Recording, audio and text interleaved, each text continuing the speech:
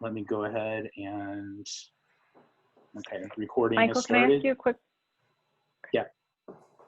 Let me, okay. Okay. Recording is on. Recording is on. Alrighty. Good evening, everyone. This is Matt Ramey, and it's nice to have all of you with us again tonight. This is the 8th meeting of the General Plan Advisory Committee. And because we have a very full agenda tonight, we are going to jump right in, albeit 10 minutes late because of technology issues, and just start right in on our evening. Tonight's presentation and discussion is going to be on health equity and environmental justice. These are clearly topics that have become part of the forefront of what's going on in the world today. And so they're very timely topics.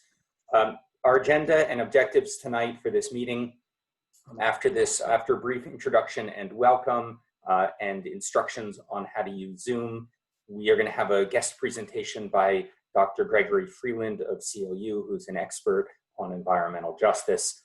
After that, I will follow up with a presentation on existing conditions information on health and environmental justice, and also background to bring everyone onto the same page about topics such as the social determinants of health, environmental justice, health in the built environment, equity and racism, and then a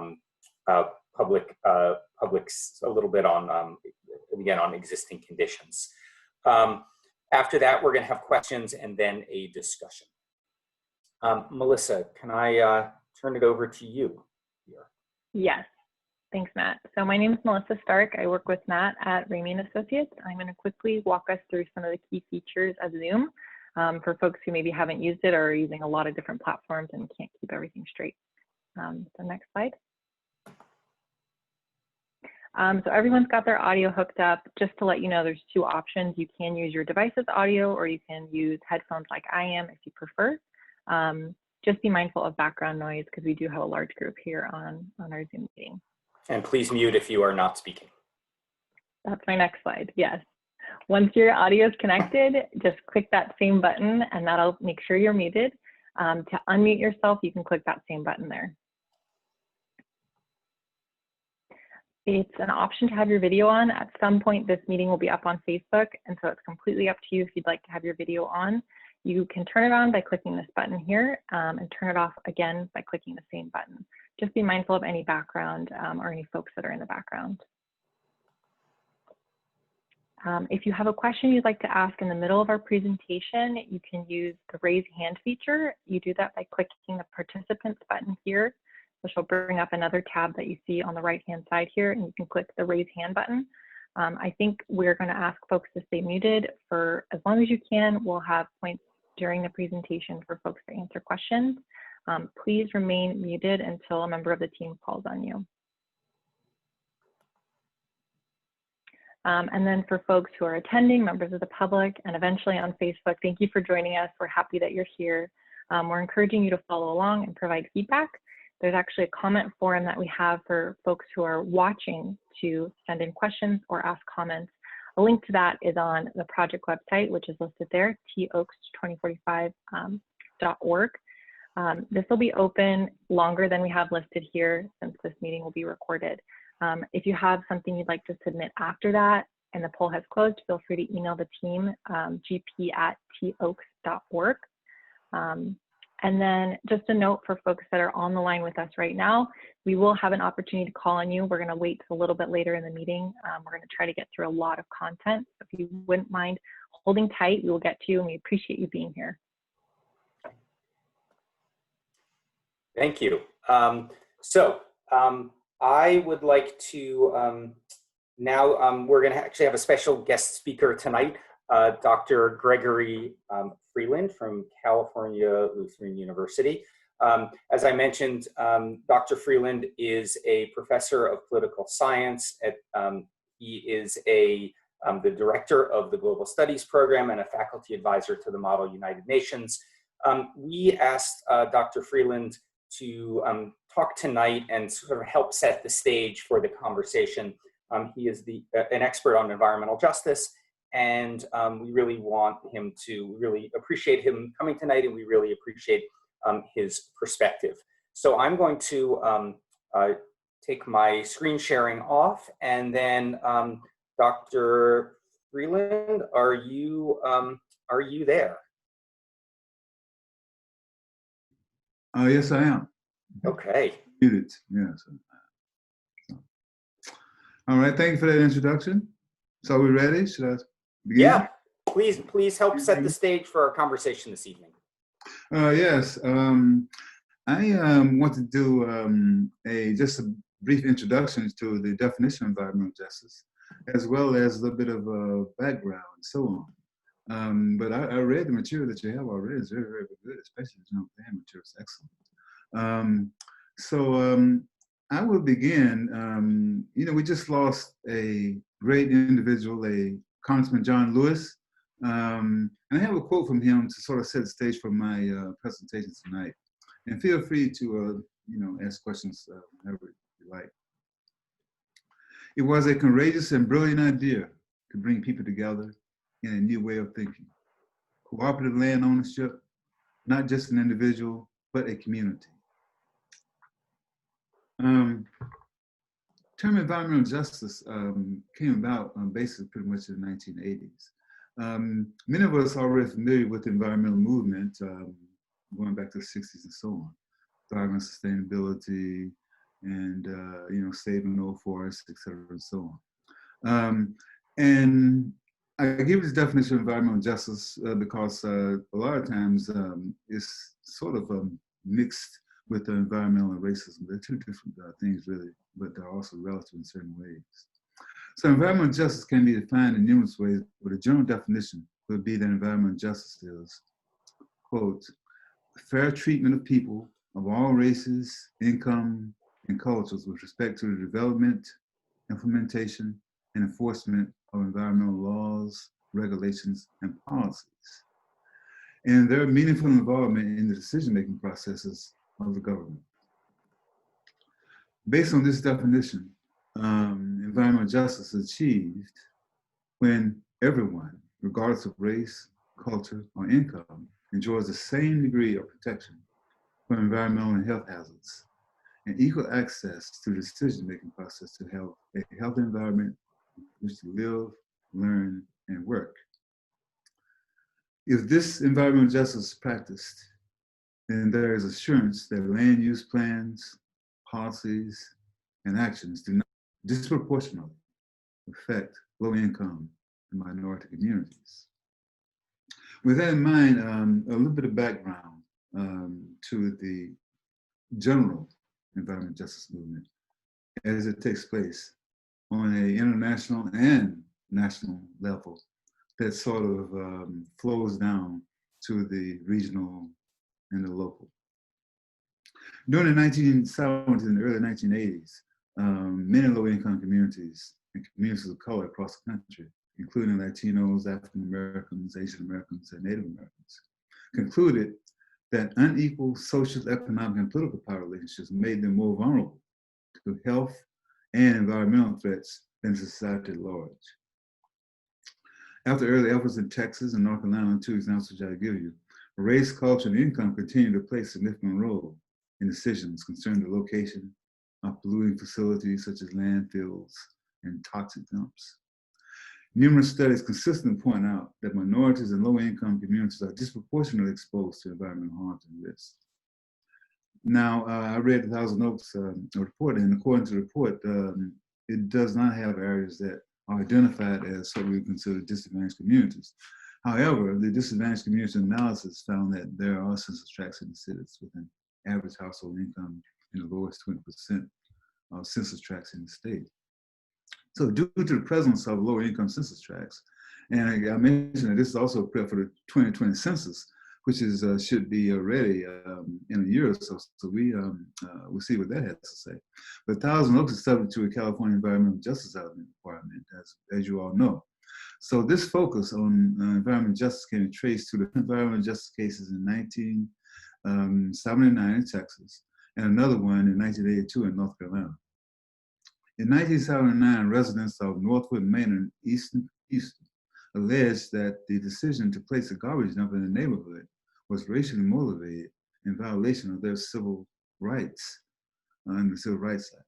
The district court in Dean versus Southwestern Waste Management Company found that the placement of the dump would imperably harm the community. The court specifically found that the landfill would, quote, affect the entire nature of the community, its land values, its tax base, its aesthetics, the health and safety of its inhabitants, and the operation, of course, of the local high school, Smiley High School, located 1,700 feet from the site. The initial environmental justice breakout, which most people are certainly familiar with, sprang out from Warren County, North Carolina protests. In 1982, a small, predominantly African-American community was designated to host a hazardous waste landfill. The landfill would accept PCB, contaminated soil, that resulted from illegal dumping of toxic waste along roadways. The people in Warren County ultimately lost the battle. And, but their story, one of ordinary people driven to desperate measures to protect their homes from toxic assault, drew national attention and fired the imagination of people across the country who lived through similar injustice. So the street protests and legal challenges mounted by the people of Warren County to fight the landfill are considered by many to be the first major milestone in the national movement for environmental justice. Cities are often at the center of these land use conflicts that pit low-income communities, communities of color, against polluting industries and the agencies that permit. The environmental justice movement in the United States that generate national media attention in the 80s was due to this type of locational conflict. And residents fought the building of a hazardous waste dump in their communities on the grounds of environmental racism.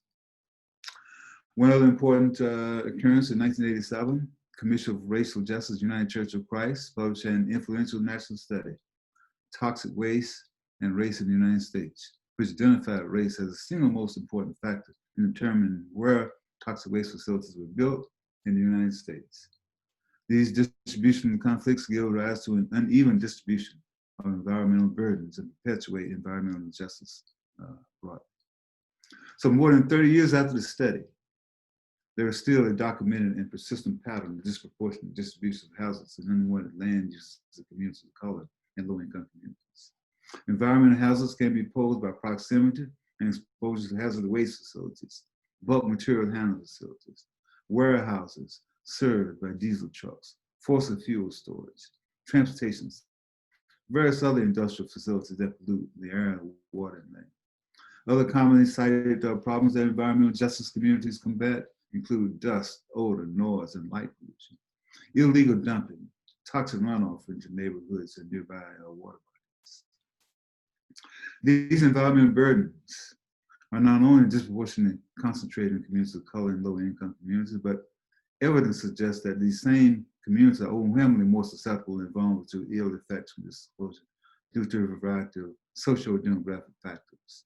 For example, such communities may have a larger child and senior populations compared to other areas. Younger children experience greater personal exposure than adults, despite the same level of pollution. Seniors can be more vulnerable to environmental exposure due to pre-existing heart, lung, and other health conditions. Low-income communities and communities of color also may be more likely to have been burdened by other environmental exposures in the past and experience higher rates of psychosocial stress than other communities. In addition, such communities tend to have relatively low rates of health insurance. All of these factors can contribute to the falling of some hard times in certain communities. The effect of multiple pollutants from multiple sources combined with these underlying social demographic vulnerabilities in overburdened communities result in what is termed cumulative impacts. Cumulative impacts. Cumulative impacts is a framework for thinking about and assessing the vulnerability of communities, taking into account both environmental and socio-demographic factors. California Environmental Protection Agency defines cumulative impacts as exposures to the public health or environmental effects of the combined emissions and discharges in a geographic area, including environmental pollution from all sources, whether single or multimedia, routinely, accidentally, or otherwise released. Impacts taken into account sensitive populations and socioeconomic factors where applicable, and to the extent data are available. So that's it. As a result of sustained efforts of environmental justice activists, public health experts across the United States, EPA and Cal EPA, they created the tools to describe these cumulative impacts. Now, just a little quick discussion here about environmental justice, zoning, and planning. Zoning practices and decisions that on their face are race neutral, routinely allow communities of color and poor communities to be zoned, for example, industrial, and significantly contribute to disproportionate placement of hazardous and toxic industries in these neighborhoods. Zoning and planning contribute to inequitable development, and this has important implications for the design of neighborhoods, health, and health disparities. Historically speaking, zoning originally came about to stem the spread of unhealthy viruses and disease in New York City around 1916. After progress was made to control the spread of infectious diseases through advances in environmental health, engineering, public health, and so on, urban planning diverged in mission and perspective. The plan of cities and zoning ordinance focused more on aesthetics, economics, and the property rights of the privileged, and less on public health. It's been established that areas zoned industrial have greater environmental burdens and health risks than areas zoned for residential use. Therefore, zoning practices allow a heavy industry in minority and low-income communities that contribute to the overall decline of these communities. As the presence of industry increases, property values decrease, community members are slowly displaced, and these areas are becoming increasingly undesirable. I want to mention one other report. A July 2003 report by the National Academy of Public Administration addressing community concerns, how environmental justice relates to land use, planning, and zoning. And they refer to the work of Juliana Mante in her article, Zoning Law, Health, and Environmental Justice. What's the connection? They reported that the historical and current local land use and zoning policies are, quote, a root enabling cause of disproportionate burdens and environmental injustice. So despite the demonstrated health risks, locating waste and toxic facilities in minority and low-income neighborhoods is viewed by some as a weapon means of providing these communities economic opportunities. However, a wealth of environmental justice literature has demonstrated that many low-income populations of color live in neighborhoods that are differentially burdened by the noxious land uses, such as landfills, hazardous waste sites, incinerators, public-owned treatment works, sewer treatment plants, toxic waste inventory facilities, energy ducting facilities, petrochemical plants, heavily trafficked roadways due to discriminatory and exclusionary zoning. So EJ literature has also recognized the lack of access to parks, green space, recreational facilities, pedestrian-friendly residential environments, and a disproportionate burden of pathogenic infrastructure such as fast food restaurants, liquor stores, cash checking facilities as environmental justice issues as well. These studies reveal that the disproportionate burden of noxious land uses and this pathogenic infrastructure leads to higher unhealthy physical environments, increased health risks, negative health behavior, disparities in disease such as asthma, cancers, obesity, diabetes, and cardiovascular disease in urban environments. Exposure to these noxious conditions have been linked to escalation of asthma-related morbidity, premature adult mortality, psychological stress, higher body burdens of toxic chemicals like lead.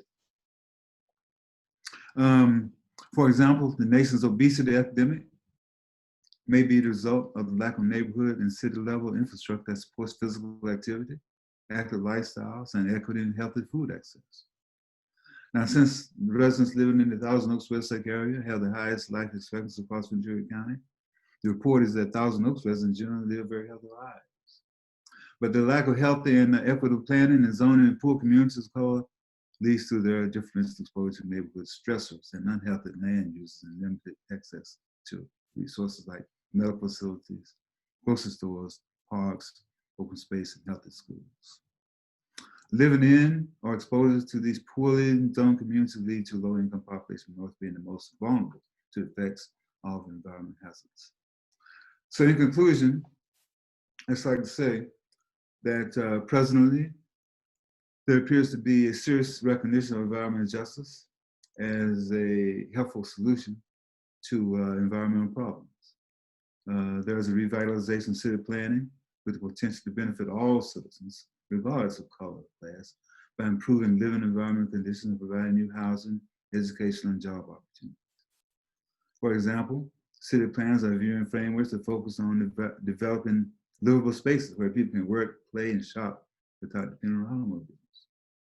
So to achieve social equity and environmental justice, we must have greater public involvement in overall considerations for the environmental health of the total community and fair allocation of resources. Jurisdictions have already implemented a wide variety of goals, a wide range of goals, policy, objectives, and actions that promote social equity and environmental justice, such as zoning in a way that avoids incompatible land uses, developing affordable housing for the residences, and incorporating accessibility guidelines into the building codes. And I just understand Thousand Oaks is heading in that direction. Thank you very much. That's it. Thank you, Dr. Freeland. That was an amazing overview of environmental justice nationally and the causes of it and some of the impacts. We really appreciate that. We're gonna move into a little bit of background and existing conditions. And then Dr. Freeland is gonna be on, and please, he is quite an expert on this topic. So just very broadly on environmental justice. So if you have questions for him and questions for how environmental justice is can potentially or plays out in and around Thousand Oaks, please get those questions ready because he's going to help us facilitate the conversation this evening. I'm going to share my screen here again, and then we're going to move on with the presentation. I want to start after that overview, and in fact, you covered a lot of what I was going to cover, so I'm going to move through some of these topics pretty quickly so we can get to our really important discussion tonight. But I want to start with the social context that we're living in now, and start with a real acknowledgement that between the protests that are going on over police brutality, as well as the impacts of COVID, we're seeing a sort of greater recognition of the injustices that are occurring overall throughout the United States. And it's a very challenging topic to talk about. It's very emotional for a lot of people. There's varying levels of knowledge about what racism is and what equity means. And so what we want to do is really kind of bring everyone onto the same page with these conversations and think about how we can incorporate these concepts into the general plan, which, as you all know, is the city's constitution and guiding document. So, we know that in recent months, there have been lots and lots of demonstrations against police violence. These photos are actually from Thousand Oaks. The most recent was the killing of George Floyd. However, clearly he was only the latest in a long string of deaths that have occurred at the hands of police overall across the country. And again, I'm not pointing out Thousand Oaks here. I'm just saying that this is what's been happening all across the country. These images here are actually from demonstrations that were going on in Thousand Oaks. So this is very relevant for the city.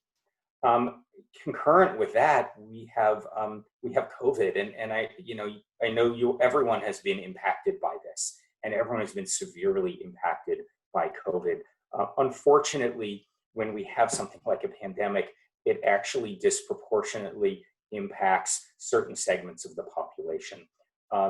In particular, these are numbers from California for COVID deaths by race and ethnicity. And what we can see, the green is the percentage of deaths and the blue is the percentage of the population.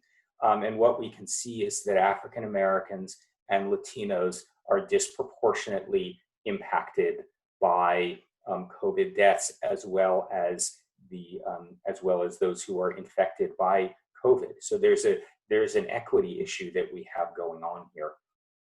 In addition, because of COVID, we have this incredible economic crisis that's going on, and extremely high unemployment rates in such a short period of time. And the unemployment has hit Latino, Black, and Asian populations a lot harder than it's hit the white populations. The national average, you can see here in the vertical dotted line, and that Latinos, Blacks, and Asians are all higher than the national average in terms of unemployment. And so there's an economic impact. And then when you have a health impact and an economic impact, this is what Dr. Freeland was talking about when we start thinking about what are the cumulative impacts that are going on here and that can impact people's health. So I want to sort of kind of take a little bit of a shift here, because what is going on with a lot of this is racism, and it's not necessarily the racism of individuals, which is what we commonly think about. And so I want us to be on the same page here about these different types of racism. There are generally two types of racism that really impact a general plan and planning, and those are institutional racism and structural racism. When we say institutional racism, we're really talking about the discriminatory treatment, unfair policies, and inequitable opportunities and impacts based on race that are produced and maintained by institutions.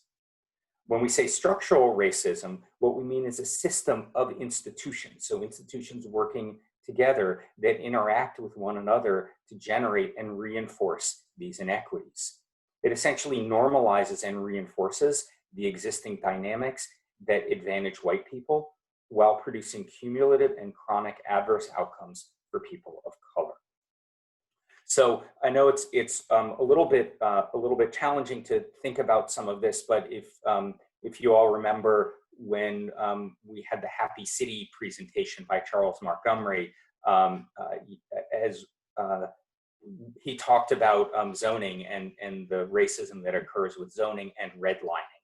And those are actually examples of institutional racism that have happened over the years. And then we think about this question of what is equity. And I want to differentiate here between equity and equality. So equity is equality is when everyone gets the same amount. So for example, everyone gets a bonus of $100.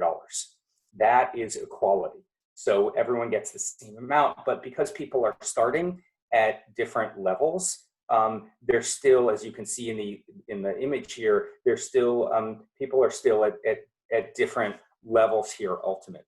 And what we really want is equality, where everyone ultimately ends up at exactly the same place. So everyone has what they need for everybody to be equal. And that's really what we're trying to achieve here with the general plan overall. And what we try to do in planning is we try to get to equality, or trying to get to equity. And you can't have equality unless you have equity.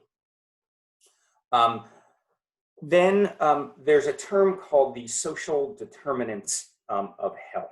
And this is a sort of a busy slide, but I want to go back a little bit to what Dr. Freeland said, which is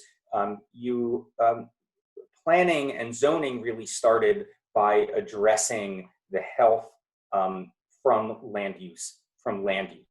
And it was dealing with essentially disease and injury. And that's what we call the downstream effects of these land use decisions. And that's what you see sort of on the right. But over time, we've all learned that there's other things, upstream decisions that are made that lead to the downstream impacts. And so the public health field for a very long time was really dealing with these downstream issues. They were dealing with the chronic diseases and communicable diseases. But what we've realized is that in order to solve those diseases, we actually have to look upstream. We have to be like a salmon swimming upstream and actually deal with some of these really challenging issues, such as the social inequities the institutional inequities, and the living conditions that some people are in. And what we do know overall, and as Dr. Freeland so wonderfully pointed out and eloquently pointed out, there are disparities nationally according to race, ethnicity, and income that are disproportionately impacting low-income and people of color. And that's really this concept of environmental justice that we're trying to get at. And really broadly, what we're really thinking and talking about and what we're trying to get to is healthy and equitable communities. And there are all of these factors that go into healthy and equitable communities. It's not just it's not just income, but that matters. It's economic and job opportunities. It's where you live.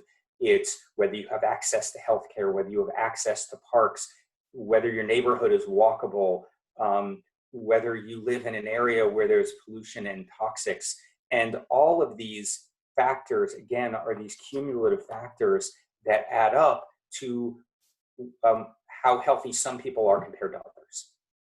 And what we're trying to do, again, is to get to equity, to make it so that everybody is healthy and everyone can live in a healthy and equitable community. And so what we're going to do, and I'm going to give some background information, but then what we're going to do tonight is we're going to think about together, what does it mean for Thousand Oaks to be a healthy and equitable community?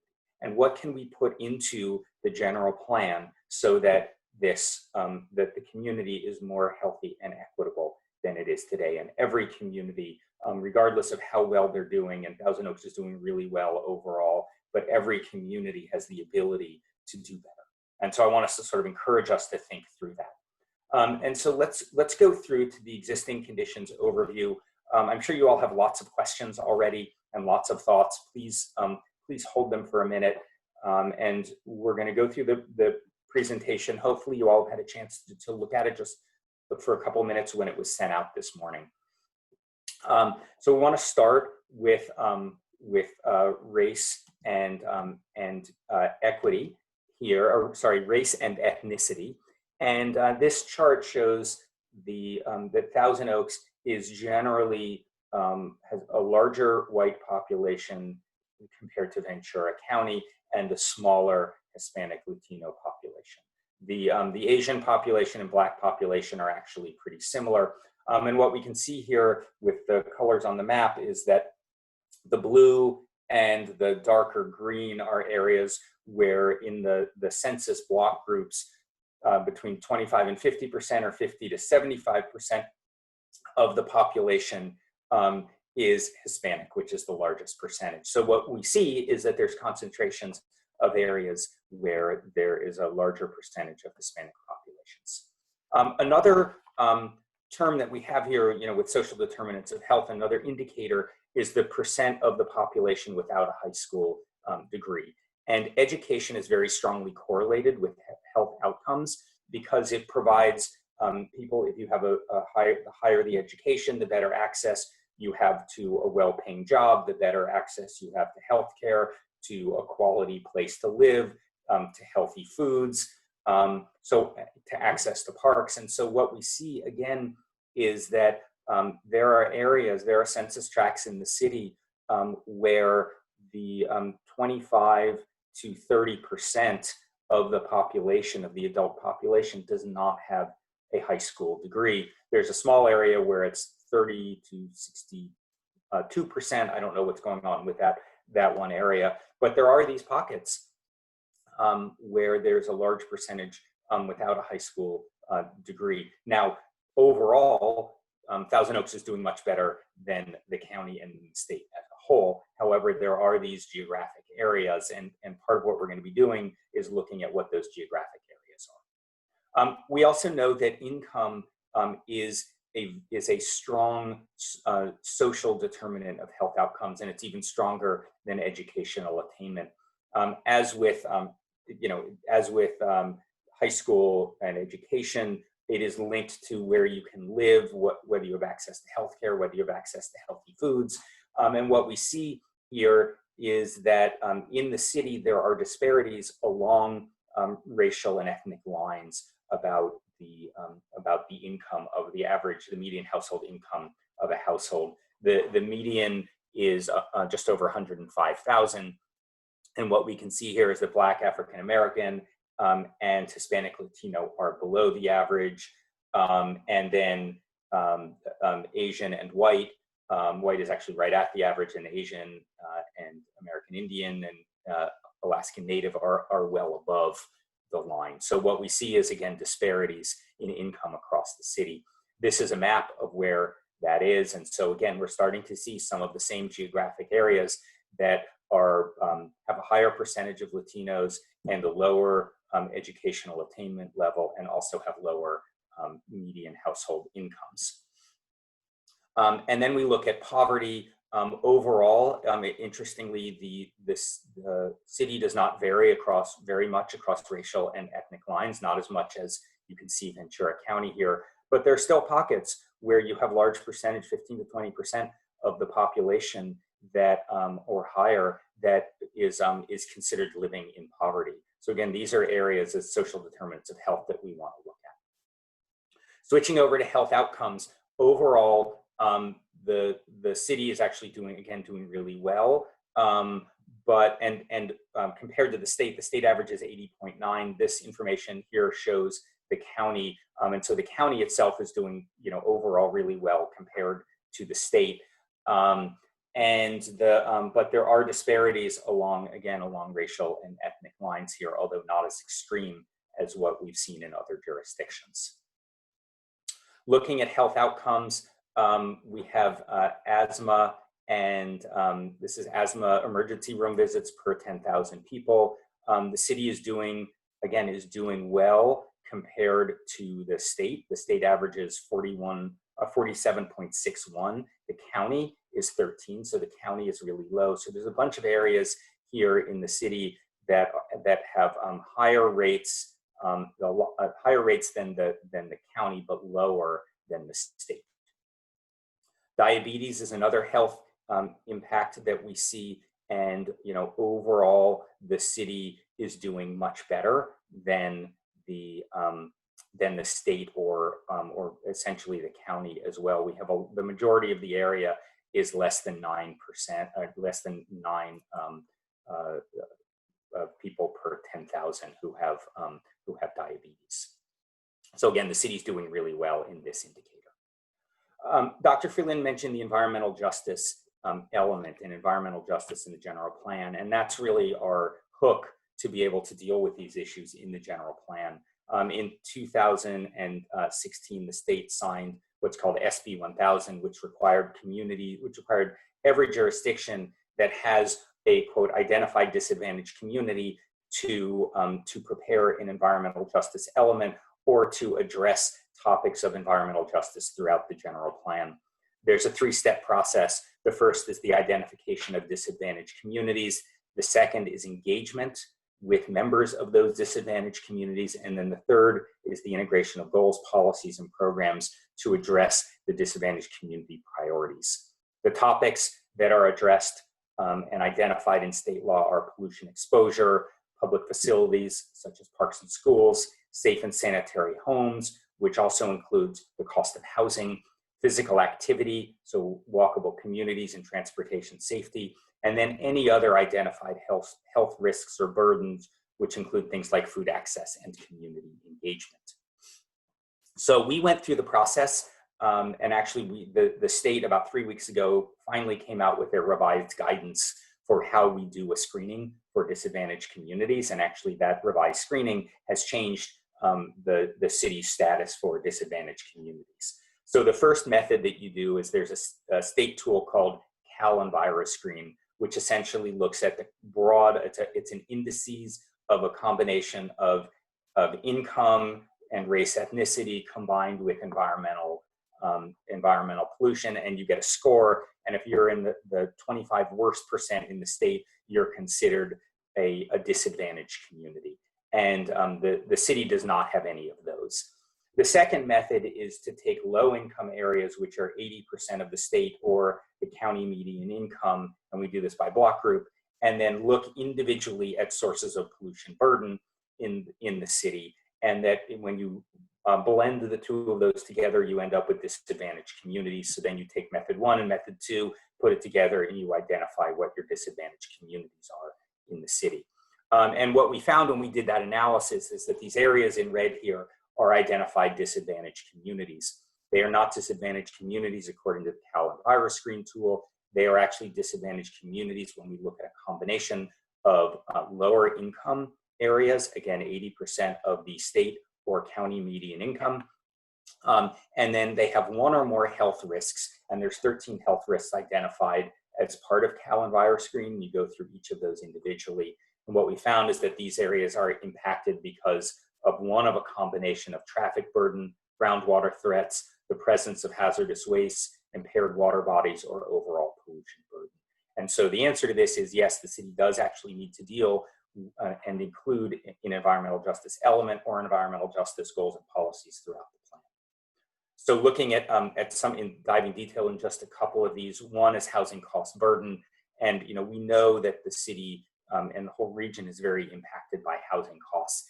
And here there's a method that's done for Cal Virus Screen about what is the burden. And what you see here is that you have some census tracts that are in the top 25 worst, 75 to 100th percentile of housing cost burden. Food access in some areas is also low. Interestingly, the food access actually is a little bit flipped here according to the lower income and minority populations, which tend to occur along, generally along Thousand Oaks Boulevard and the 101 freeway. That's where the retail is, and so that's why there's access. But it's really areas outside of this that actually where there is no or limited access. And that's just because of the low density pattern of the community. And again, this may not be as much of an issue, but we wanted to show you overall what the data was showing. There's a lot more data that we have, and if you look at the report, you'll see that there's a lot of data there.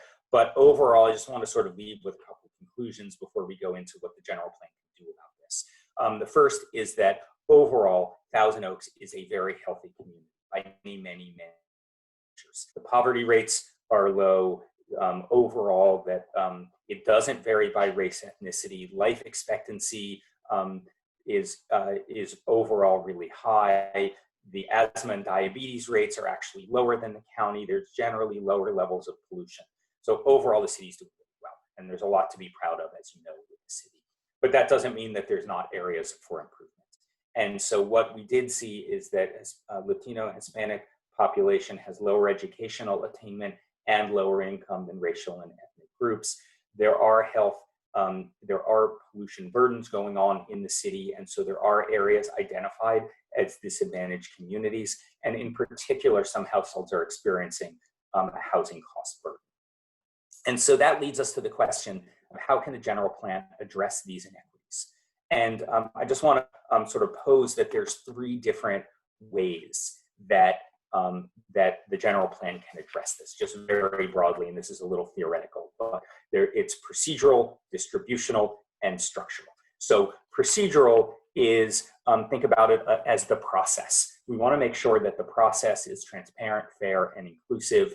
As you know, you all have been helping us trying to do that with the general plan update process to reach out to as many people as we can, and particularly people who are not typically part of the process. So we're starting that. We can always do better. COVID sort of threw a wrench in it, our engagement, but we are doing that. The next is a fairly distribute resources, benefits, and burdens across the population. And so we can prioritize resources for communities that experience the greatest inequities and unmet needs. And then the last is structural. And so we can look at sort of the structures or the policies that we have in place and make a commitment to prevent future unintended consequences, to correct past harms, to go and make the community better for everyone. And this is where we can address the structural and institutional systems that are these root causes of social and racial inequities. There are lots of topics that we can deal with when we're thinking about health and equity in the general plan. We went through a series of those, but The pedestrian environment and bicycle transportation are definitely two that we've heard from the very beginning of the process, that, and they are, considered environmental justice issues. Access to parks, to schools, and to health services. Air and water pollution. There are certainly sources of pollution in the city. Food access, educational attainment, and then social service programs that address these underlying causes of crime and address underlying causes of some of the social and environmental and health issues that we're seeing in the city. And so with, now I want to kind of turn it over. First, maybe we can start with questions, and then we can move into a discussion. The discussion questions, just to sort of tee this up for you so you can think about it. The first is, given the environment that we're in, given the demonstrations and COVID, have these events and has this time influenced your perspectives regarding equity and public health? If so, how has that happened? The second is, what do you think are some of the most critical health equity and environmental justice issues that Thousand Oaks should deal with? We recognize that there are very broad environmental issues, things that Dr. Freeland talked about going on in North Carolina and in Texas and in other places, but some of those things may not apply to Thousand Oaks. So the question is, what are some of the things that we can deal with in Thousand Oaks? And then overall, what is your vision for a healthy and equitable Thousand Oaks? What are the goals? Are there targets that we want to strive for? Are there measures of success? And then what are specific policies, actions, or funding that's needed to improve health and equity? Okay, so that was a lot. With that, I'm going to stop sharing here. We can come back to that. If folks want to, who want to speak, if you can put your camera on, I think it'll be a lot easier for us to see you, and we can see you raise your hand here with this, and we're also going to go to the look at the participants and see who's raising their hand. So you can go and you can do your raise hand on the side, or you can just kind of wave at me. Why don't we start with questions about what Dr. Freeland presented, or questions about the existing conditions information that I presented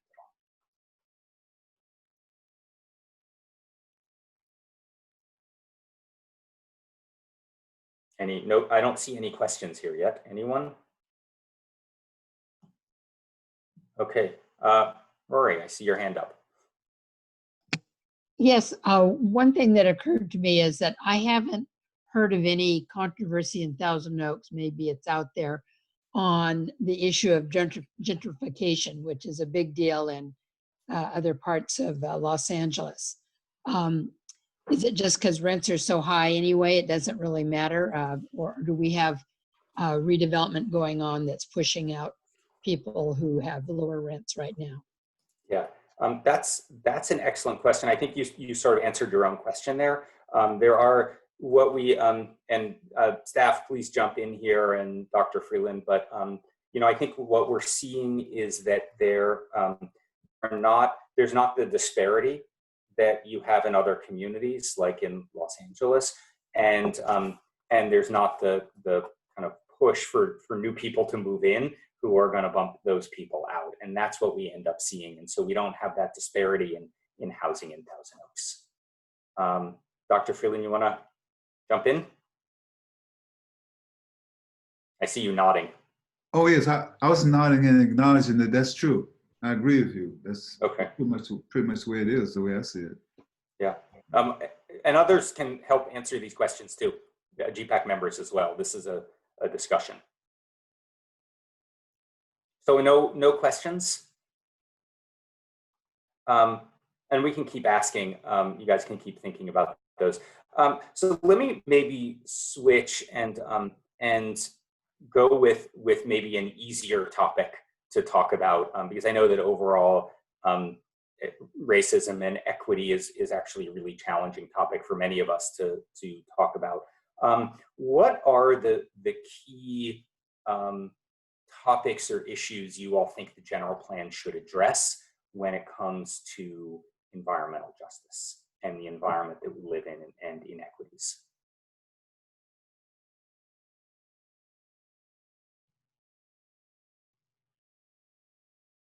Anyone? General plan's not going to write itself, people. Chase, you wanna well, jump well, in? if I could ask a question, just to Sure. show. What type of industries are in Thousand Oaks that would generate, say, environmental problems, or are there any? That's an excellent question. So I think that there's manufacturing that is happening over in the biotech area that could have impact, and I think there's legacy pollution there.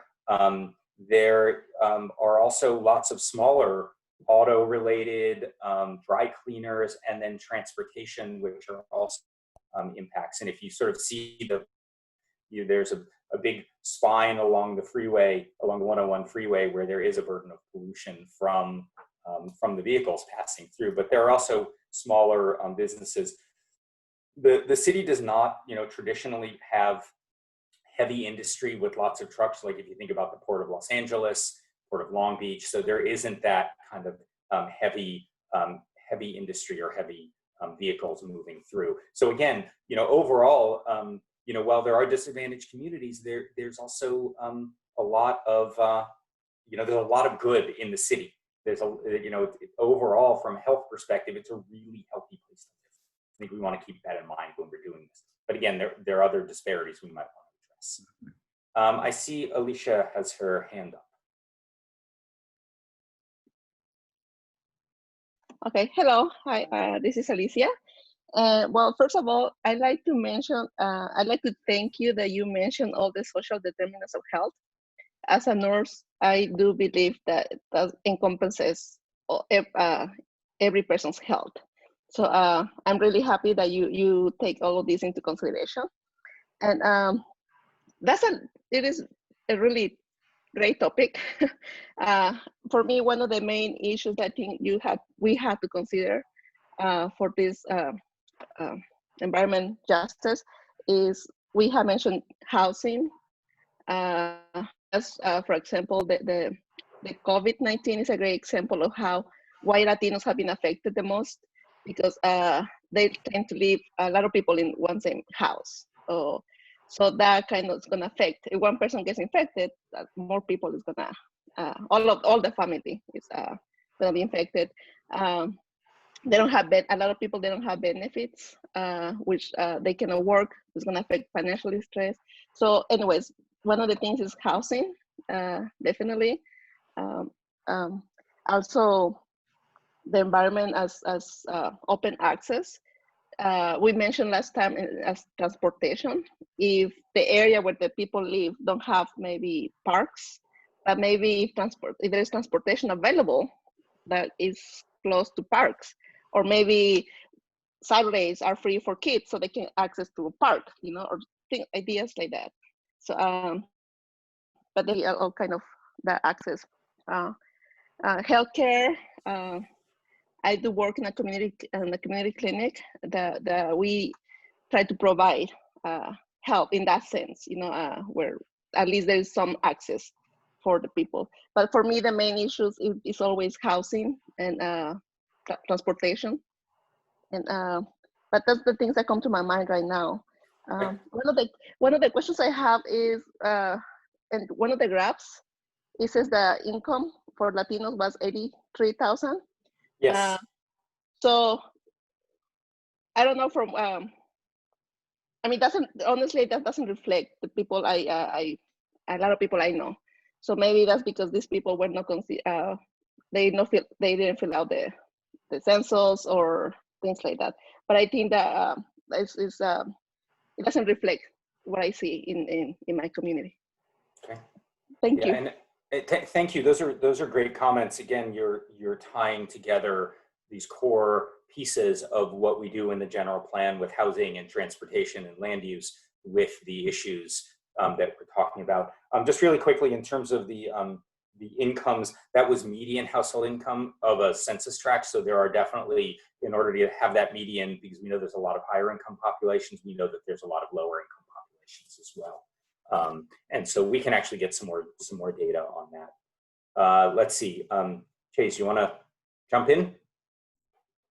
Yeah, when it comes to in the city of Thousand Oaks dealing with environmental justice, I think you really would have to look at existing infrastructure, especially when it comes to water, because a lot of the disadvantaged neighborhoods, they're older. Their housing is older, the buildings are older.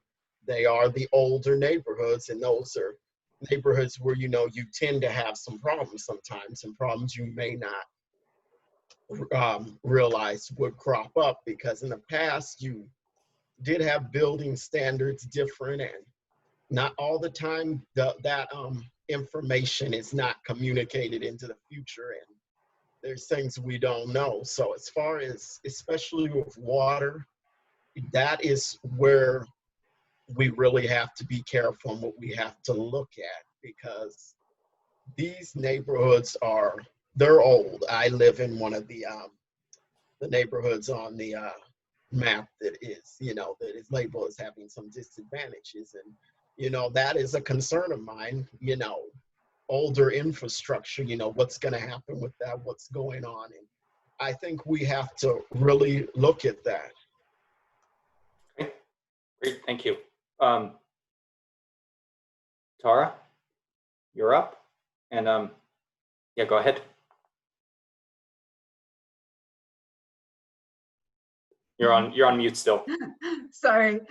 Good evening. I just wanted to comment, echoing some of the comments about housing, and obviously people being disproportionately impacted by high cost of housing. And one of the things I noticed, and I know we can't carve the data in every different way. And thinking back to our housing presentation, I can't remember how, if we broke down renters and what the demographics of renters versus homeowners, because Thousand Oaks has a lot of homeowners in the community. And then I just also wanted to, of course, address homelessness, as that is my primary work function, and am passionate about that issue, and just want to raise that homelessness is also an area where we see people of color disproportionately impacted and become homeless, or more at risk of becoming homeless. And often in Ventura County, when we look at our racial disparities around homelessness, we see Black and African American people highly disproportionately represented in that population. And then they end up staying homeless longer, not because they don't have access to services, but because it's harder for them to obtain housing. And so I think that's something that is not unique to Thousand Oaks either, and something that we should be including in the discussion around the general plan. Thank you. I don't see any other hands up right now, so maybe we can dive into a couple of these topics in a little more detail. Tara, if talking about homelessness and equity, I'm going to put you on the spot here. What's your vision for what a more equitable community would look like when it comes to housing and homelessness? And Alicia, you should jump in here as well, since you commented. Sorry, I'm putting you guys on the spot. No, that's fine. Thank you. I mean, I think having more housing that is accessible to people at all income levels, that, obviously support the people that work in our community. And so you end up, your community, I feel like Thousand Oaks could be more diverse if there was housing that was accessible for all of the people that work in the community. And then as far as homelessness, one of the things I'm often talking about is access to services within different cities in Ventura County. One of the things that is often being discussed is, you know, Thousand Oaks only has a winter warming shelter program and doesn't, so we have people who are on the streets, which obviously we have found through our response to COVID, the longer people are living on the streets, the more risks they have related to their health. Okay. So some of it is about providing a higher level of services year round. Yeah, I think that helps then people work on a housing plan and have access to housing resources that may be supported by the city when you have those services. Okay, great. Alicia, your hand is up. You want to jump in? Well, a couple of things before I forget from the recent comment is that when I know homeless people have access to different shelters or food, different churches. Like I think they do have one each church have provides access to them once a week. But an issue is that they don't have transportation. So sometimes for the homeless people, you know, they cannot go from church to church because they're far away. So they don't have access to those services that are out there. But well, that was just one comment. But I do agree on the access to housing, to have, I mean, apartments that are environmentally safe, you know, where there is no cockroaches or, you know, people, some of the people are going to look for the cheapest places, but then these places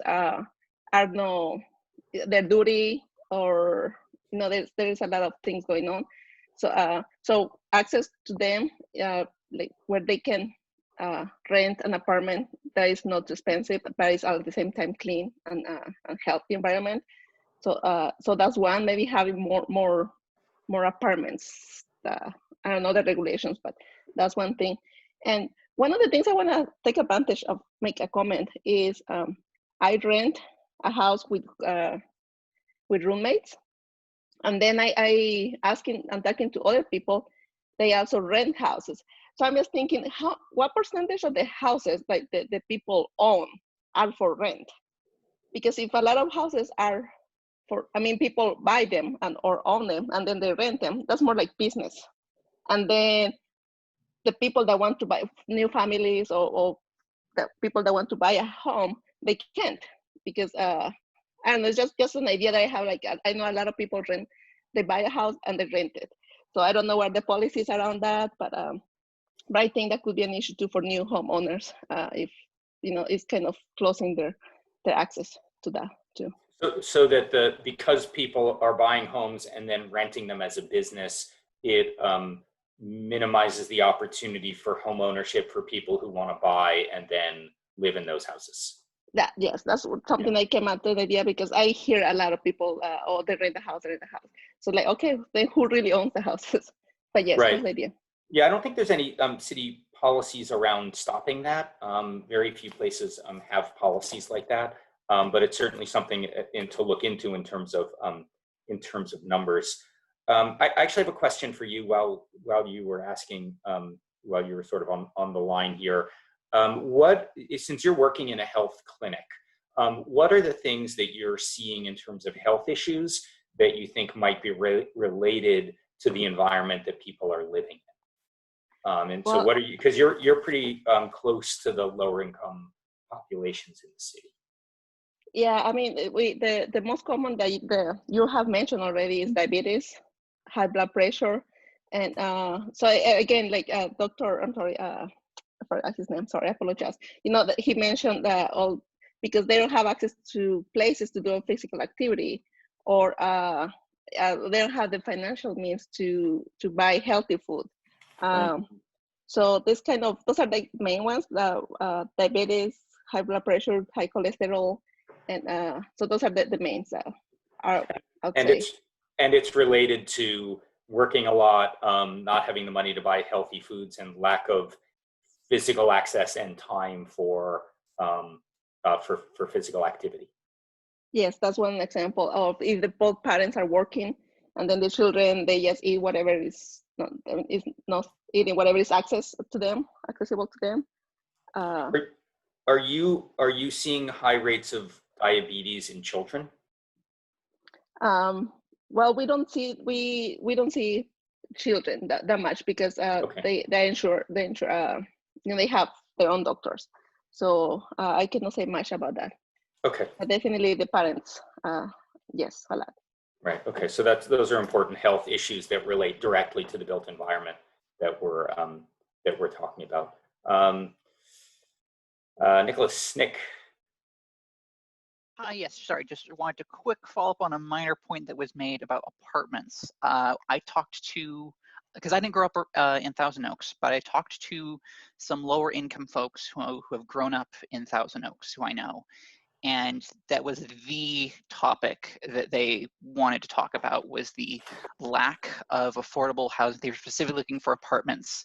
And I think one of them mentioned that it was to the point where they could identify specific apartment complexes by name because there were so few that they knew all of them and had looked at literally every apartment complex in the entire city looking for places to live. Because they just weren't that many options. And that led to the decision for a lot of them to actually leave Thousand Oaks because they did not see a place for themselves here.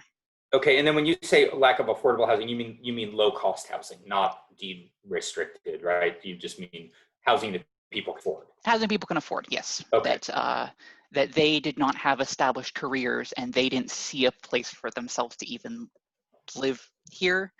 The ones that did find other alternatives are still cost burdened, and I have known people who have put off getting access to healthcare as a result of having to spend too much money on rent, and have put off going to hospital for a few days because it might go away. I can't afford it.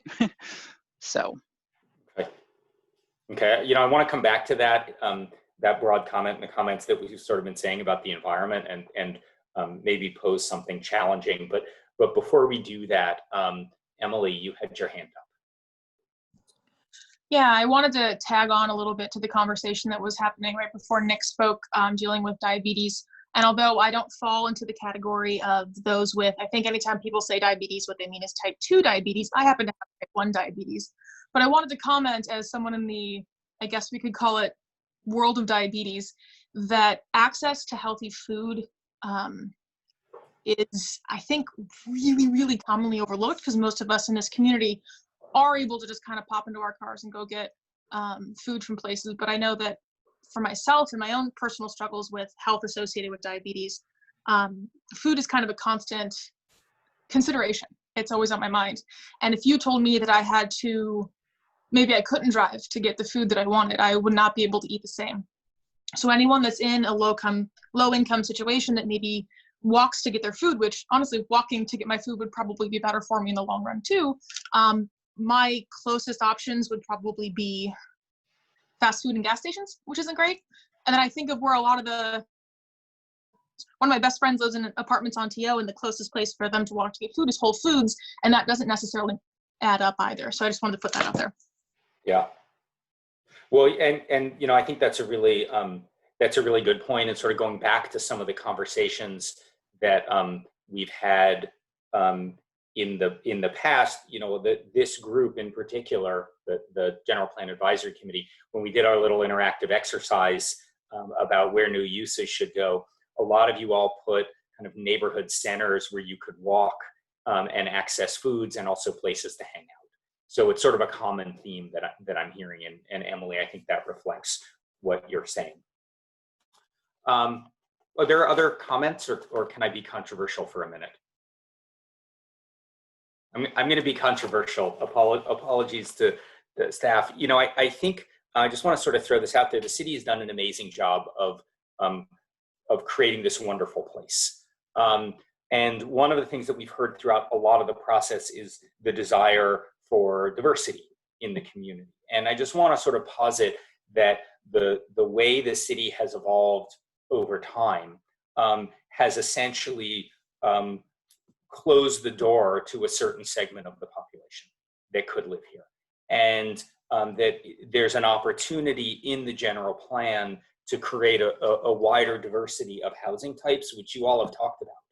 But I think what that will also do is change the dynamic about who is living in the city. Because if you have more apartments and more lower cost housing, not necessarily quote unquote affordable, I think what you're going to see is a greater diversity in the city.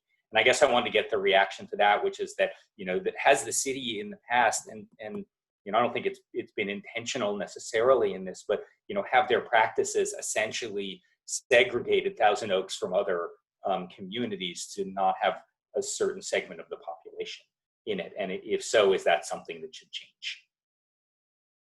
Oh, I actually do see a hand. Jays, that's great. I was thinking I was going to hear crickets after that comment. Well, I think to some extent, Thousand Oaks has, the zoning hasn't been very biased because Thousand Oaks was incorporated about the same time when the Civil Rights Act was passed, and, Good point. redlining was more frowned upon and all that. So that sort of thing isn't built into the general plan or anything like that. But at the same time, because you have persons of color being, disproportionately low income or disproportionately poor, or just disproportionately, their income is not as high as other groups. I think where the city needs to work on that is to diversify the housing types. It's all about multifamily housing now. That's where you're going to get more diversity, and that's where you're going to get more people housed. And we pretty much know that these big housing tracts that went up in the 60s and 70s, we know that's not going to happen anymore. But diversification of housing is one thing. And the second thing is it mostly comes from people. You have to foster a more welcoming environment for persons of color, because there's a really bad reputation, about places like this. Because I lived in Thousand Oaks for 21 years. And a lot of people, when I say that I live here, people who have never been here, they have a misconception that it's a very racist place. And that's not true. Every place has some biased or racist people, but it's not like this is somewhere like Oildale up in Kern County or somewhere like that. And those misconceptions don't help the city at all. And I do have a problem with that. And I went back to Santa Barbara a couple of years ago. That's where I was born. And, some of my relatives, one of them was surprised to see me. And she said, "Ooh, I'm surprised to see you here." And she was looking at me kind of funny, it was strange. It was as if I was in this affluent place, and maybe as if I thought I was better than everybody else. Although I'm not affluent. So I think the misconceptions are built into that too. It's an affluent place. I think misconceptions are big. So you're saying that you broke up for a second, but you're saying that a lot of the kind of concept of racism, that there's more of a misconception that the area is rather than the fact that it is. Yeah, I think there is a real misconception. I think the city has to work on that. And that comes a lot with the residents stepping forward. I think we can't rely so much on government to do everything. I mean, as residents, I think a lot of us have to step up and say, well, we have a community. It's not as diverse as other communities, but it's 31%, about 31% non-white right now. So that's moving towards being pretty diverse. But yeah. I think what we really need to do is highlight that we are a pretty fair community for the most part. I mean, like everywhere else, we have problems. And I think in the general plan, I think we really do need to highlight that this city specifically, it just has to be laid out that there's not going to be any unconscious bias when it comes to making policy. We play by the rules. We're fair to everybody. And whether you're a person of color or if you're low income, you have a place here. So that's a great, I think one of the questions was what's your vision? What's the vision for the city and something to communicate? And I think that's a really good thing to communicate there. All right, Nick, we haven't heard from you yet. So yeah, thanks for coming in. I thought in some ways, one of the things that led Thousand Oaks to kind of meet the general plan and get to this point where we are was sort of knowing the history of the sort of the rapid growth of Southern California in general. And so in the 60s and 70s and 80s and 90s and the 2000s, one of the the main dynamic politically is the rate of development and growth within the city too fast. So eventually that governed all the political dynamics within the city over those decades. And probably as a result of that, it led to development and changes in the general plan that led to being a bit more over-indexed with single-family housing and less so with apartments, because the nature of the developments that were coming in for apartments were to be very dense and that sort of stuff. So I think that the public in general was a little bit less open and receptive to that, which has now led to the build out of we're probably a little bit more over-indexed with single-family homes. So I think in general, there's probably an appreciation for looking at the opportunities for where multifamily and apartment complexes could modify that mix a little bit. I think the care we'd want to make sure of is to address those in the changes of where the right places in the city are, and not, for lack of a better term, break what has really been successful in the city of the nature of being able to not develop on the ridge lines and being able to see all the natural beauty around the city. And so I think that that's going to be one of the things that we can do. We can address those items for more affordable housing mixes, yet still honor what's really worked for us over the past 50 years. Yeah, and again, I think that's another great sort of goal that we've talked about as sort of a frame for the entire plan itself. Of don't fix what ain't broke, and just address the problems and the ideas that you want. Okay, Nick. Dr. Freeland, go ahead. Oh, I just want to make one comment as well. What you propose as an alternative to your proposal that you introduced this whole conversation with. Say, for example, I know it's difficult to bring this up in economic hard times, but let's just say that the corporations that are here, the high-tech corporations, and I think a lot of this started anyway during the defense industry, during the Cold War years, so helped develop this whole area. But let's just say some of the corporations are paying the decent salaries so that people can keep this level of housing high. If they hired more minorities at those high levels of salaries, or even if the people who are hiring people in the area would pay more, then you wouldn't have to think about decreasing the cost of housing, because people make enough money to actually afford these houses. Mm-hmm. So it's about the income that the employers pay. And we have had lots of conversations about the ability of young professionals being able to come in and live in the city because of the high cost of housing. So I think it cuts both ways there. Especially, as you probably know, at CLU of young professors coming in, and their ability, regardless of race or ethnicity, to be able to come in and actually afford to live in the city. And we've lost a few. We've lost a few good ones because of it. But if those corporations had a good minority hiring program, they would certainly diversify the city without decreasing the level of income you have here, and make that chart look a little better in terms of disparity between the income of the people living in this county based on race and color. Okay, great.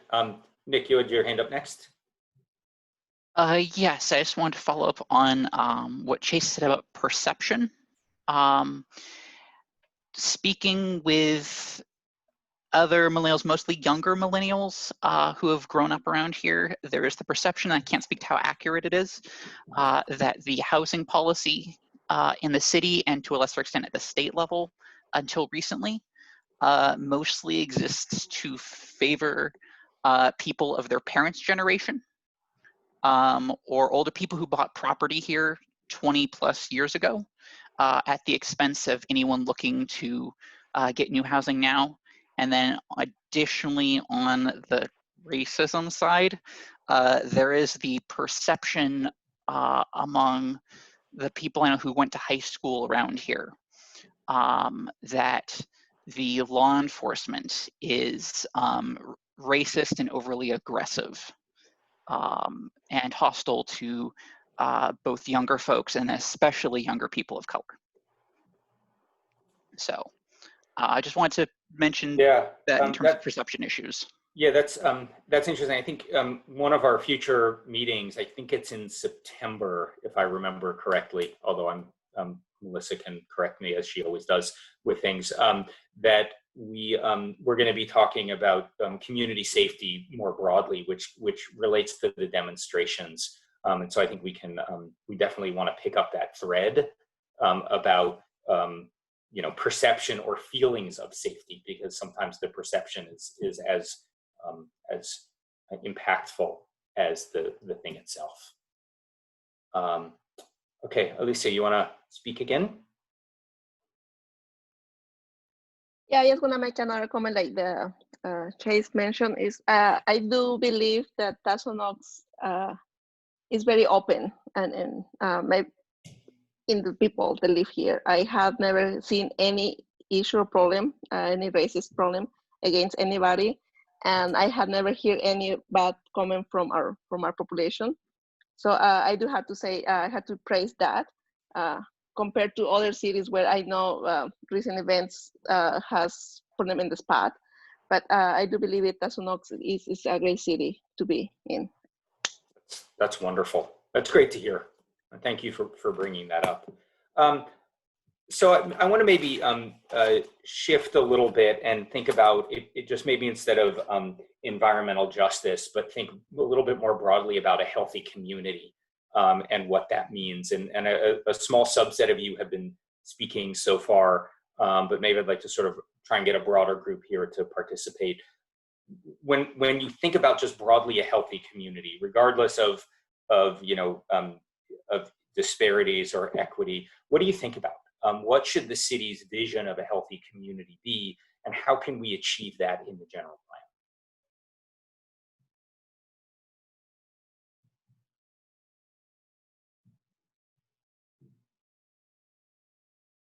Anyone? And we've talked about housing, we've talked about transportation, we've talked about access to healthy foods. What else? Or do anyone want to kind of dive deeper in any of those? Nick, go ahead. Yeah, and so I'm gonna start calling on people if you guys aren't talking. This is why I'm raising my hand. So it seems to me that in any one of these things, so the environmental justice element looks like it's a brand new thing. It's something that the state says it's important for you to take consideration of in the development of your city. And for some of these disadvantaged communities, it seems like access to important elements of living seem to be the biggest things we want to make sure of. So access to information, people should be able to have, maybe, is it free Wi-Fi or some manner of access to broadband so that they're not sitting behind, the rest of the community on their access to electronic information, access to education. Can they get to and from the schools within the community without being overly burdened? Can they get access to, again, healthy foods and access to the other aspects of retail and community, parks, the open space? Can they get to the trail systems if they want to get to the outskirts and be able to take a hike like everyone else can? So identifying those elements of access to important healthy civic living, I think, are the important elements that I can think of. And that seems to be one of the things that would be important to list out in that element. I think one question maybe for you, in my experience, review the general plan and all of its elements usually get kind of focused on a particular project. And so a project may, we need to judge it whether it's consistent with the general plan, but some of these access elements are more sort of public programs that are seen that the city should invest in to ensure these access elements are being, addressed. So from your experience, what are the things that other cities are doing? Or is that a distinction that's, it's such a new element, so I don't know. Yeah, so there is, it's a really good question. So, interestingly, this concept of an environmental justice element, the requirement for an environmental justice element is recent. What was happening way before then is healthy communities elements. And so that's why I sort of broadened the question of what is a healthy community, because, ultimately the environmental justice element is trying to make sure that everybody has access to a healthy community. But I think what we really want to think about as well is what is a healthy community and what does that mean?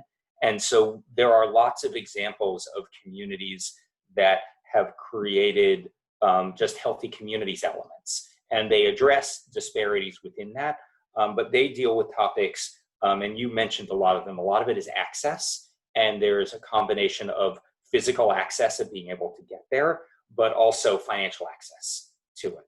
And so when you think about like healthcare, it's actually, not just can you walk to a hospital, because when I broke my leg, I didn't want to walk to the hospital, right? I didn't care. I just wanted it to be relatively close. But it's really, do you have access to the health insurance so that you can get the health, as Nick had mentioned.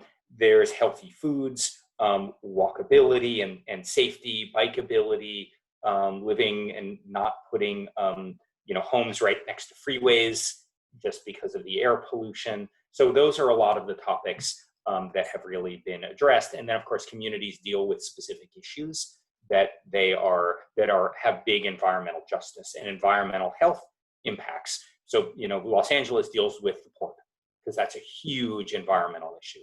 Oakland is dealing with the same thing, San Francisco. So there's a lot of issues related to kind of specific topics within that community. Some areas that have a lot of industrial, it's what's the interface between residential and industrial, and Fresno's dealing with that a lot. Again, that's not as much of an issue here. It is in other parts of the county, but it's not as much of an issue here.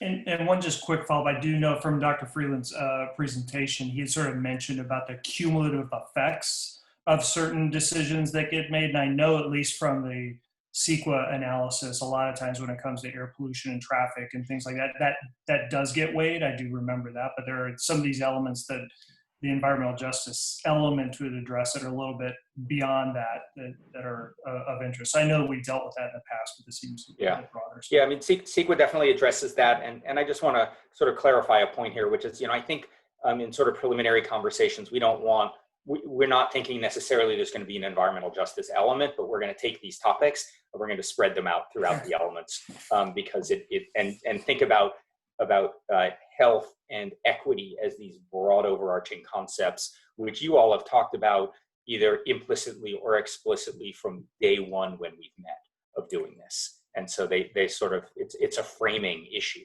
here and a framing topic. Victor. So I would circle back, a little bit on the equity piece. We talk about race and ethnicity, but I think there has to be in the conversation or people with disabilities. So I know we have the Americans with Disabilities Act, and there's a lot of those pieces that go into construction and the things that we do. But I think we can look at that as a minimum standard. Those are minimum things that we should be doing. So I guess the question or the conversation would be, what else can we do to promote that accessibility for those with disabilities to be able to live in our community safely and have an environment where everyone can go exist and has the same level of accessibility to all the great things that we have in the community. Yeah. And do you have an answer to that question of what else can we do? Before you turn your camera and your microphone off, sorry. You're on mute still. You know, I think it's a broader discussion. There's a lot of different things. You know, people with disabilities aren't just, you know, one. It's not one particular disability. There's a lot of different things that I think have to be in the conversation. You know, from how we construct multi-story units to how many we construct on a, you know, single-story units. So, you know, those numbers I think have an impact. So that's just one thing that I could think of right now.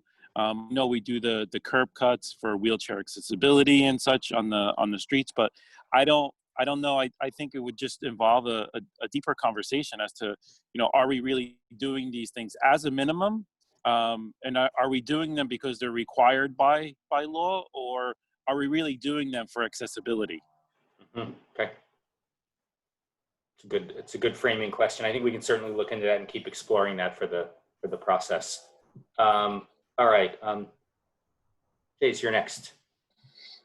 Yeah, on the point of access, you know, when it comes to accessing healthy food, looking at the map, it did show areas that were disadvantaged, but also I saw some areas that were, you know, labeled disadvantaged that really aren't disadvantaged because of access to a car, you know, car ownership and all of that. And having done some work on the transportation committee and some workshops with Thousand Oaks Transit, one of the things that they take into account is who owns a car or has access to a car, because when you break it down, you know, a lot of that is going to flip the other way. Like you see people living like near the boulevard, adjacent to the boulevard, their access looks better. You have people living way out North Ranch, their access looks really bad. But if you bring in car ownership or car access, that's gonna flip the other way. So that's something that I think we really need to look at. Okay. Yeah, and the car ownership also relates to the housing cost burden. There's actually a metric on housing and transportation burden, because owning a car is so expensive to do, that it actually, for people on limited income, sometimes you have to make the choice of owning a car and having that access, or having access to healthy foods or after school programs for kids or other things. Okay, other comments? Vision for a healthy community. Dr. Freeland, what is your, what kind of advice could you give, while other people are thinking, what kind of advice could you give this group in terms of things to think about moving forward for health and overall health, and then in particularly equity and environmental justice, that, you know, we as a group should think about for the general plan? You're on mute, sorry. Thanks. Yeah. I would think about this open space kind of concept. I know there's probably some pressure, you know, to maybe build some apartment complexes or more complexes than you just live in. But I believe that an open space area in just about every neighborhood is probably very important to health, because, you know, you can walk in these areas and there's clean and open air and you start to feel better. If you are stressed, for example, you know, you feel better when you're walking in the park.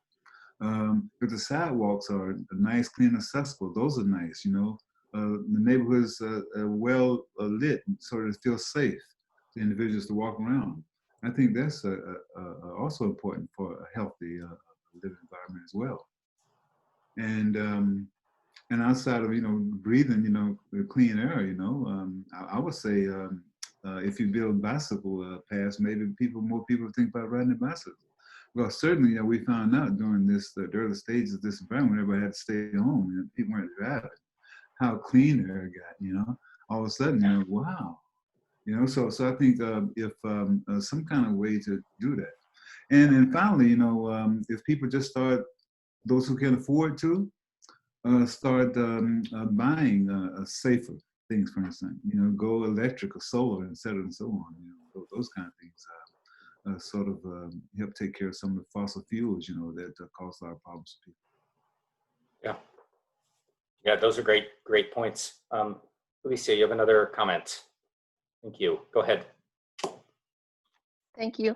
So my vision is to work as a community. You know, the work community has been in our meetings since the very beginning, and I think we are thankful for that, and we want to continue with that vision. So, for example, to work together as a community, like if one organization provides one thing, and then a different organization provides one thing, and the city supports them. So, you know, it's like a network of supported services. So that's kind of my one of my visions, to have that, keep the idea of community work together. And yes, that's pretty much. Oh, another thing that I had in mind was, again, I'm thankful that you are looking into all the social determinants of health. And as of education, what are the red areas that you have in your map? I recognize that area. There is no open space, for example, right? But again, it's the idea of having access to the bus, or to have all buses transportation. But another thing that I think is some of the students, speaking of education, some areas they may not have access to internet because maybe they can afford it. So I don't know, and I know public libraries have free Wi-Fi. But if the student cannot get to the library, then that's another issue. So I don't know how, if the city, or if that could be taken into consideration at one point, you know, providing Wi-Fi, again, talking of equity, you know, to those students. And that's just another idea that came to my mind. Thank you. Those are great. Yeah, thank you. Any other comments? Some of you haven't spoken. I don't want to call you all out, but does anyone want to contribute anything for tonight that is your vision of a healthy community? Victor, again? Just to piggyback on the comments we just heard, I think the internet accessibility is really an important factor. We're seeing that with schools being closed, it's really a major challenge for a lot of families to have that internet access. And not just that, if we talk about, you know, as a whole, as a community, I think there are, if we make an effort to be a wired community where there's accessibility throughout the entire city, I think that's something that really we should strive for.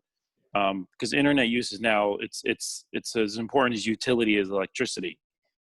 So I think something that we really have to put on the forefront, where, you know, we're looking at any developments, there has to be some requirements in there to put the accessibility for outdoor Wi-Fi that you know, people can use and enjoy, regardless of level of income or anything else.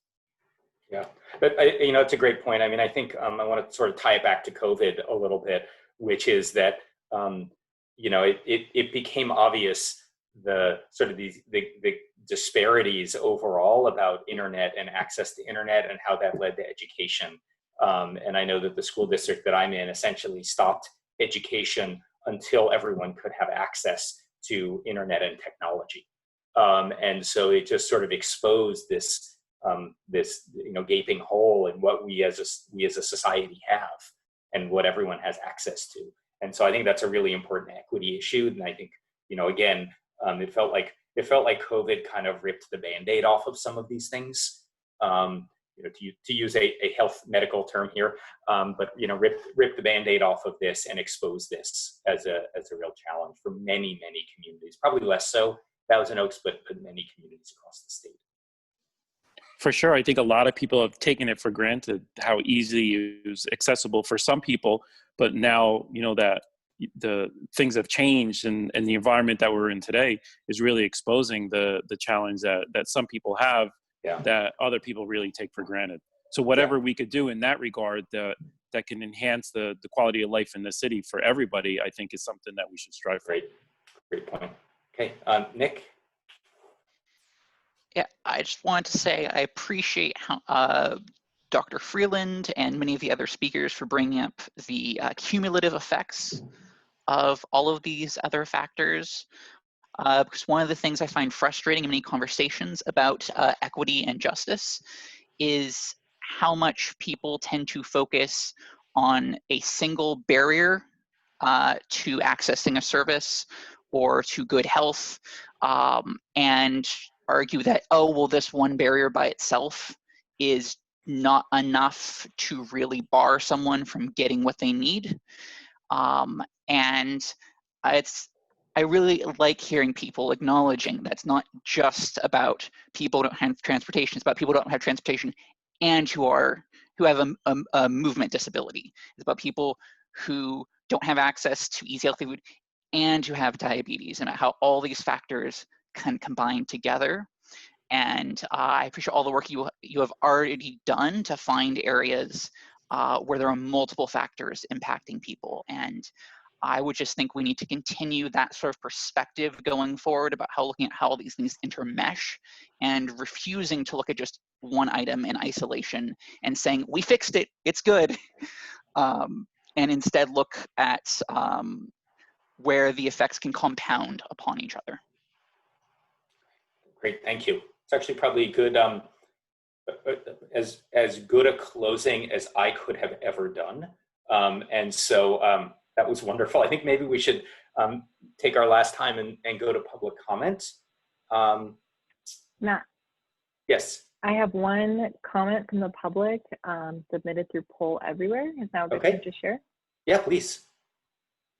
Okay, so regarding questions or comments for the presentation, this person submitted, from the information presented, it seems like traffic and air quality are the main issues that affect our city most. And that's one comment we've gotten so far. Just a reminder for folks who are watching that you can submit comments after our presentation has ended, and we will get those and take them into consideration when we're doing our notes for the meeting. Yeah, and I think that is, you know, across the city, it was really traffic and air quality. The city doesn't do as well as other areas in terms of ozone pollution, and so that actually does have an impact in particulate matter in certain parts of the city. There is also kind of across the city impaired water bodies, which is a metric of sort of water quality, where the city overall is not doing well. But I think that the impacts are more specifically felt with the transportation and the air quality.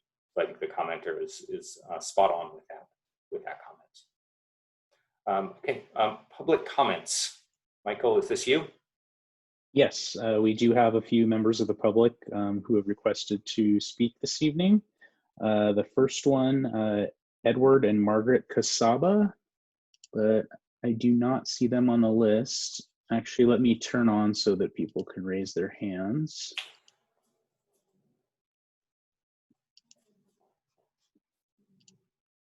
I see a couple of call-in people. Is Edward and Margaret Casaba one of the call-in people? It doesn't look like it. Okay, we'll go to the next one. And I'm just taking these in the order that people registered. The next speaker, Kurt Sauter. I do not see him on the list either.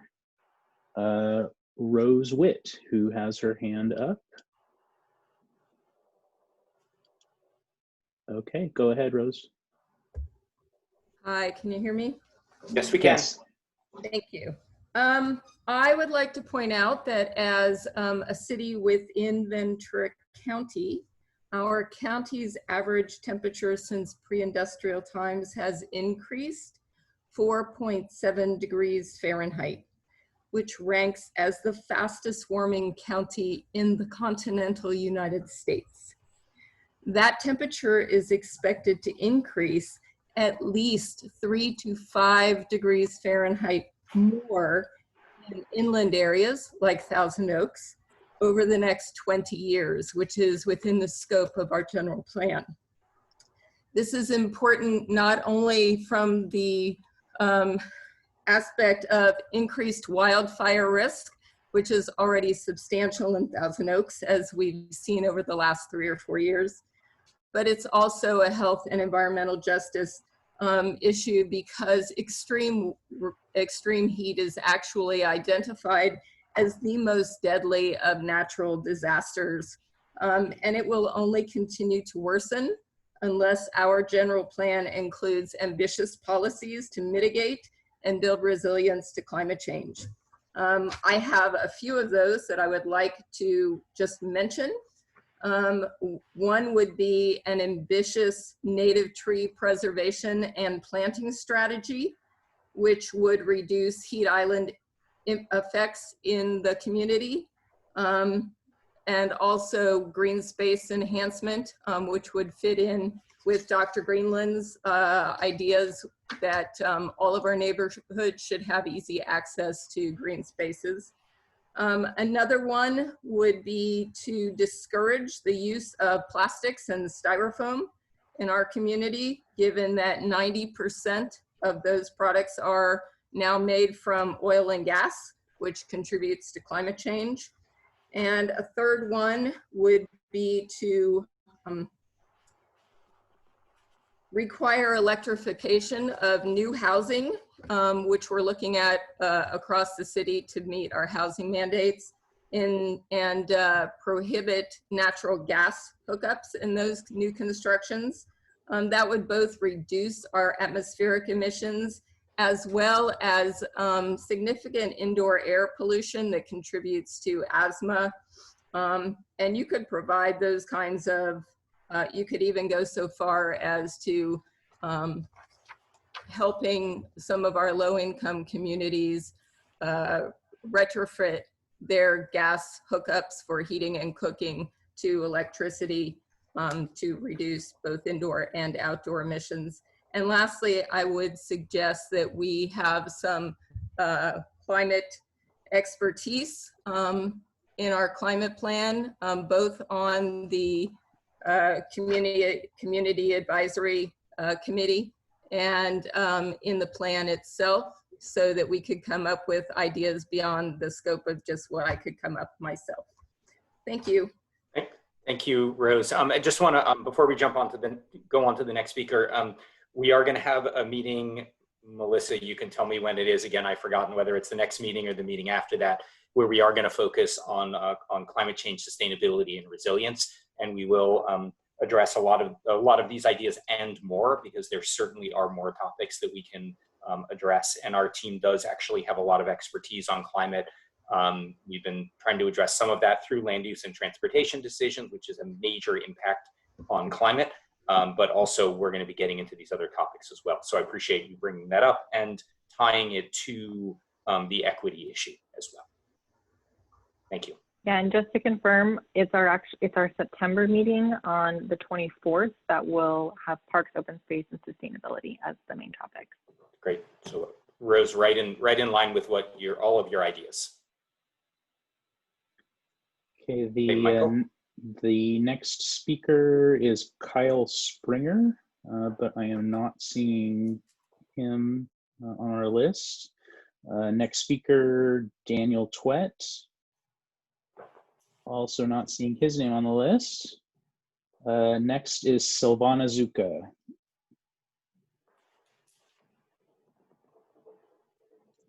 Sorry, I just muted you again. You should be able to unmute yourself, Silvana. Okay.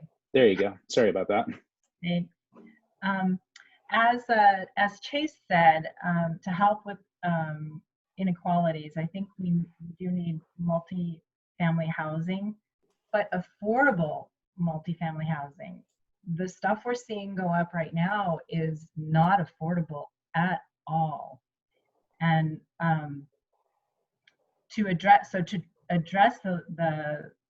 we need to address the low income housing problem, and if we don't make them massive, like the buildings that are going up now, then we won't also impact air quality and have a traffic burden. So we have to be thoughtful in the way that we do build the multifamily housing. So I hear a lot about building multifamily and affordable housing, but it seems like what's happening right now isn't what we need. So I don't know how you can make builders build what is really needed for the city, or if the general plan can address that in any way. So those are my comments.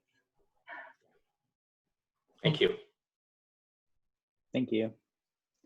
The last person who had requested to speak was Lisa Furch. I do not see her on the list either, so I will ask if there's anyone else attending who wanted to speak, if you would raise your hand and then we can call on you. Not seeing any hands go up. There is still a panelist with their hand up, Victor. I'm not sure if he wanted to say anything further. Victor didn't take his hand down from before. Okay. Oh, yeah, sorry. Okay, no problem. Okay, looks like no one else is raising their hand, so it looks like that's all the public comment that we have this evening. Okay, I want to just quickly share my screen here, and just show you the upcoming GPAC meetings. On August 20th is safety and resilience. That's going to be addressing important topics that have also come up tonight about fire hazards, earthquake hazards, public safety and policing. So we're gonna dive into that topic on August 20th. September 24th is going to be parks, open space, and sustainability. Again, another topic that came up quite a bit this evening, particularly around access and health. October 22nd is going to be on arts and culture, and diving into the building off of the Civic Arts Plaza and all the other arts and cultural activities that are going on in the city. And then in early December, we're going to circle back to the land use conversation after we've talked about these other topics. And a lot of the other topics, as you are hearing, all relate to sort of land use and transportation alternatives and concepts. And so we're going to sort of pull all of that together as we present alternatives that you all have helped to create. With that, we're at the end of our meeting here.